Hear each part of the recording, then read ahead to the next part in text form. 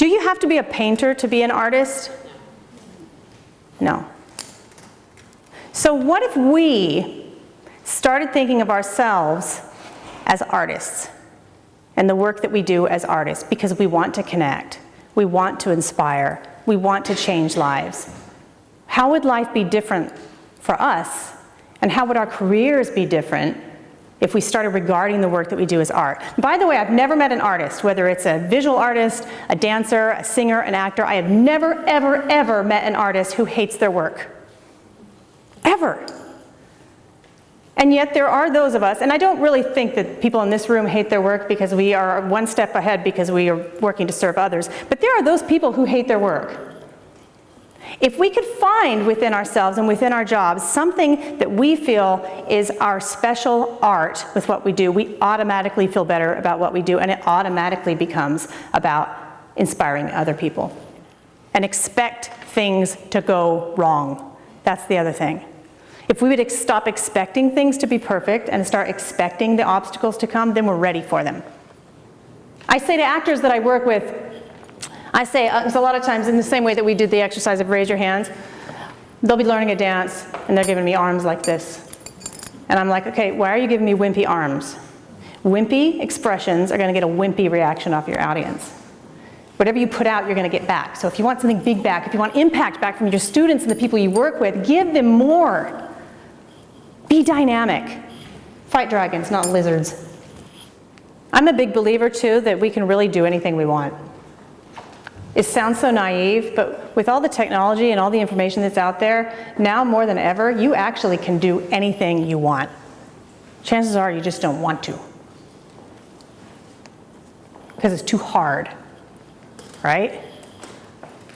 Raise your hands if you're one of those people that maybe you want to lose a few pounds. Like to get fit. Lots of people. Keep your hands up if you know exactly what you need to do to lose those few pounds. Keep them up if you do it. We know exactly what we need to do. We just don't do it because it's hard. It's very easy to say we're committed to something. It's very difficult to do it. We have to find how do we actually fuel this commitment as opposed to just saying, because a commitment without action is really just kind of a dream. I am committed to running a marathon someday. I'm not going to just go out there and run a marathon. I could try. I'll probably kill myself. But if I'm truly committed to doing that, I've got to break it into little steps. In anything you've done in your life, were you truly confident first, or were you confident around at the tail end of it? And yet, as we look at things, and I think of young people, I think of teenagers and people making career choices, so often we say, I'm going to do that as soon as when I'm ready. I'm going to get myself ready first. I'm going to get myself really confident, and then I'm going to do it. We are never, ever, ever confident at the beginning. We only gain confidence through going through all this other cycle. The first thing is the commitment. I'm going to do this. That's no good without courage. That's the next step. You have to be courageous. You have to be willing to fail. When you take a courageous step, you gain skills. You learn something from it. And then it's only in the end that you're confident. You're never confident in the beginning. Incremental changes. If we think too big, if we set the goal so high and expect ourselves to do it all at once, we just won't do it. And this is what happens with the gym memberships every New Year's. I'm going to do it. But it becomes so overwhelming, it's too much. It's very impossible, or makes it very difficult to stay on focus and stay on purpose when you feel like your whole life is cluttered. And this is mental clutter as well as physical clutter. How great do you feel when you spring clean at home and you start over, or you clean your office? I love this picture of this guy buried in papers because this is what I feel like. And this is what my brain feels like most of the time. My house doesn't look much better because I've had kids off school for however many weeks now.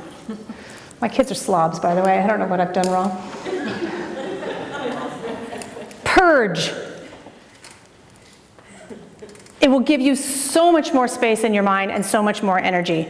And when I say clear mental clutter, it's clear the things that are distracting you, that are getting in the way of you thinking clearly. It could be a relationship that you need to purge. To keep that commitment going, we want reward. So what little ways can you reward yourself when you've actually done that little baby step?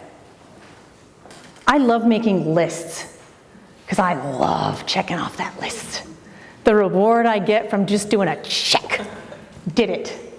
Sometimes I'll even write what I did after I've already done it just so I can check it off because it feels so good. Our lives have gotten so incredibly complicated. Technology is wonderful. I mean, it really has. It's created all kinds of possibilities. We apparently are more connected than ever. We can be connected to people on the other side of the world, and yet we've never been less connected. We've never had less face-to-face human interaction. And that's why I love conferences. I don't know about you, but there's something so wonderful. And you can have you might even go away today and say, that lady, she sucked. Like, she wasn't interesting at all what she had to say, but it was great being there. Because we want to be around people. We want connection. We're craving human connection because we don't have it at the moment. Because we're so attached to our phones.